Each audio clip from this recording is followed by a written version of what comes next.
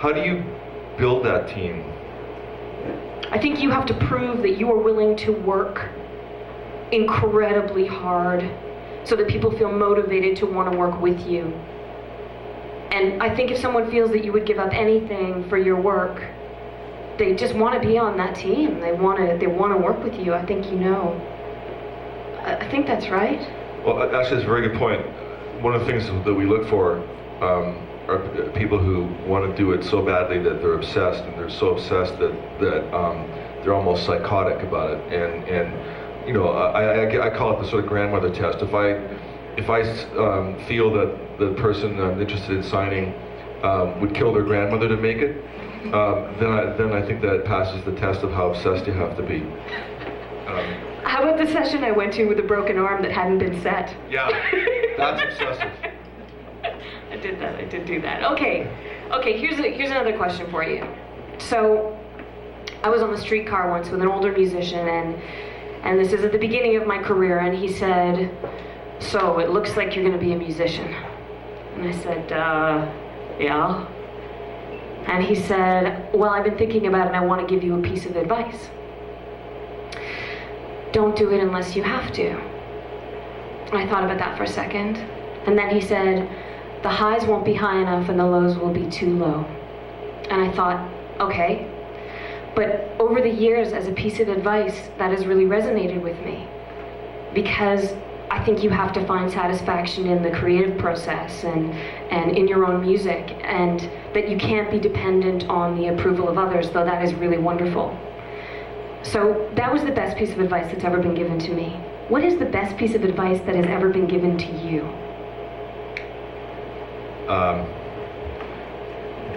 It was by my mentor, the guy got me started in the music business, a guy named Jack Richardson, who discovered, produced, and financed the Guess Who. He actually quit his job and mortgaged his house. He had a wife and 5 kids, and he mortgaged his house to finance and produce the Guess Who. And I asked him what the secret of producing records was. And he sort of took me inside, and I thought, I'm getting the secret. Here it comes. You know, I'm ready, got my pad ready, writing down, 10 dB at 5K or something like that, And he says, good songs sell, shitty ones don't. There's that binary thing again. And also when I got out of college, I went to Music Industry Arts College at Fanshawe College, and thought I was a full-fledged bona fide recording engineer the day I graduated, and then I started working for Jack at his studio, and a guy took me aside, and his name was Ringo Hersina. There's only been 2 world-famous assistant recording engineers in the history of the recording business, as far as I can tell, and one of them was this guy Ringo in Toronto, and the other guy was a guy named Jimmy Iovine. Anybody recognize that name? He's the president of Interscope Records now, and he ended up a producer, produced U2, and engineered all the early Springsteen stuff. And they were both world-famous engineers in the recording industry, like assistant engineers. People would come from across the world to record at the studios because those guys were the assistant engineers. And Ringo took me aside and he said, "You think you know everything? You went to school? You know nothing. You know absolutely nothing. You're shit. We won't let you do anything. We won't let you near the control room." And at first I was really, of course, upset and perplexed by it. And then I suddenly realized what he was talking about when that was, they told me that the only thing they would let me do is fetch sandwiches. And I finally realized that, you know what? Of course, because why would they ever trust me with $1 million worth of gear and $1 million client if I couldn't fetch sandwiches properly? And there's actually an art and science to fetching sandwiches. I mean, you get a session with 10 people, and they got 10 different orders. They all hand you their own money, and you got to get the orders right. You got to get the mustard in this guy's one, the mustard on the side of that one. You got to get the extra, pepper for this guy, and you got all of the change right, and you have to get the receipts to everybody. And that is not that easy. And again, but if you can't master that, why would they let you master the next level or even try the next level?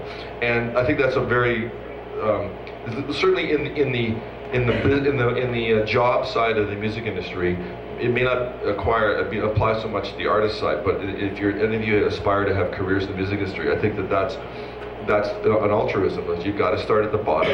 If you have an education or experience somehow otherwise, I think it's really valuable to you because you have an overview that other people might not have, and allows you to progress through the different levels faster, maybe, because each time you get to a new level, you have some awareness or skill at that level. But basically, you got to start at the bottom, and maybe it is the same for being an artist. And being an artist, you have to start at the bottom. You have to do the fundamental things really, really well before either the business will let you progress or the public will let you progress. Okay, this is sort of a basic question. Oh, do you want to ask me one? How do you go from being an independent recording artist to being somebody who writes songs with and for, the likes of Beast, The Trues, 3 Days Grace, Backstreet Boys, Paris Hilton, etc., etc.? You didn't moan when they said Paris, you guys, come on. You moaned the first time. Somebody moaned Paris. Somebody went, oh.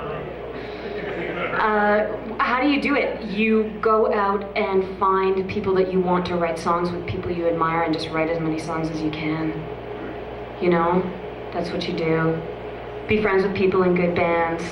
Try to get in there and write songs with them. But how do you flip a switch? I mean, how do you write with Beast one day and, Paris the next? Production defines genre. I know I always say that, but it does. A great song is a great song, and often you'll hear a country version of a song of Hey Ya, the Outkast track.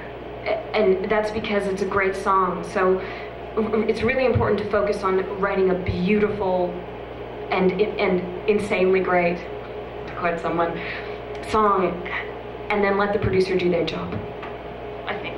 Well, unless you're the producer. Then what is a song? Because I find, I get in that conversation with a lot of people, and I'm realizing that, my terminology is different than theirs. And I think that, that a lot of people think that what's coming across the speakers is the song. And in my opinion, that's not the song, that's the recording. And the recording contains the song. So how could it, what is a song? Okay, that's the biggest question anyone has ever asked me. I don't know, I haven't thought about it. What is a song? It's I don't know, something that suspends disbelief for a moment. It's a story, it's something that takes you to another place, that connects you to your emotions, and generally the format for pop songs is ABC, ABC, D, C, C, C. Does anybody know what she's talking about?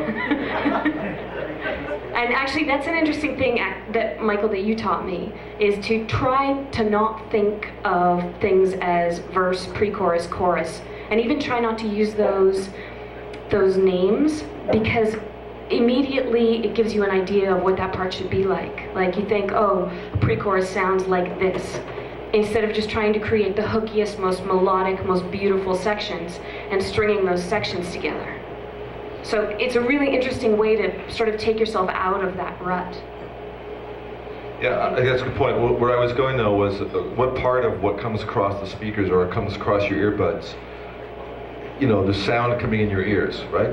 Yeah. What part of that is the song? The melody and lyric. I was going to say that, but then I felt really arrogant, because that's what I do, right? I'm a top liner, I write melody and lyric. So You're what kind of writer? A top liner. A top liner, what's that mean? It means you write melody and lyric. You're either a top liner or a track guy. I know that sounds super sexist, because you're not always a guy if you're making the tracks, but that's what we call people, top liners or track guys. And what's the origin of that word top line, No, I don't know, it just makes sense. It's the top line of the music stuff. That's where if you see sheet music, the vocal line is usually the top line, and so... I knew that, I was just pretending. Okay.